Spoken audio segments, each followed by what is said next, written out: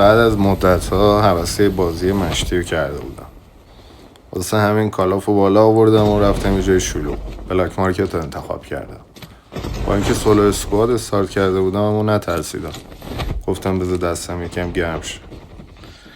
همه جوری که دور خودم میچرخیدم و دنبال تیر و آرمور بودم پر صدا پا میشد دورم. یواش یواش رفتم پایین و یه اسنایپ پیدا کردم. خواستم یه رخی از بروکن بگیرم. شاید 4 تاشون یا یه دونشون رو با اسنایپ بزنم. واسه همین اومدم اینجا و دیدم نه مثل این که جدیه. یواش یواش اومدم پایین و دیدم دارم اینو به من نزدیک میشه. یکیشون که بچه سیزوفرزی هم بود از زیر دستم در رفت. تا آخر تونستم بندازمش، ولی سریع باید فرار میکردم.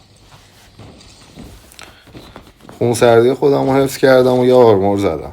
نباید تو راش میدادم، ولی هموارم نباید میذاشتم و بلندش کنم. 1-4 شوخی نیم. کوچکترین اشتباه میری لابی.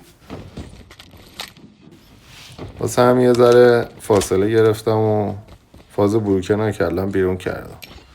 ولی خب صدا پاها خیلی زیاد بود دورم. یواش یواش باید برای یه چیزی آماده می شدم، یا مردن یا کشتن. این هم دستم در رفت.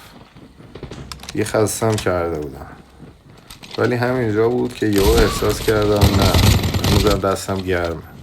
هنوزم وقتی راه بیفتم حریف چند نفر میشه. اما 1-4 شوخی نی. یا باید چیت داشته باشی یا شانس.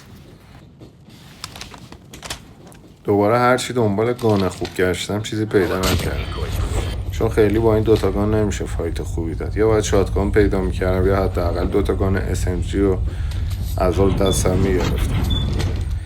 اینا خیلی راش نمیدادن یا حداقل هول کرده بودن. فکر کرده بودن من بروکنی چیزی، ولی کم کم دیگه خودم داشتم میترسیدم.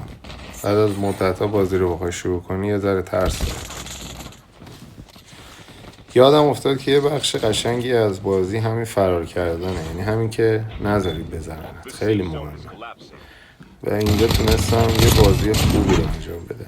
یعنی هر باری که اینا اومدن سمت من تنها کشوندمشون جای خلوت و کشتمشون خیلی راحت. به نظرم باید یه چند دست بیشتر بازی کنم تا دستم بذاره گرم شه، چون اینجا به اشتباه بیوایم از زیر دستم در رفت.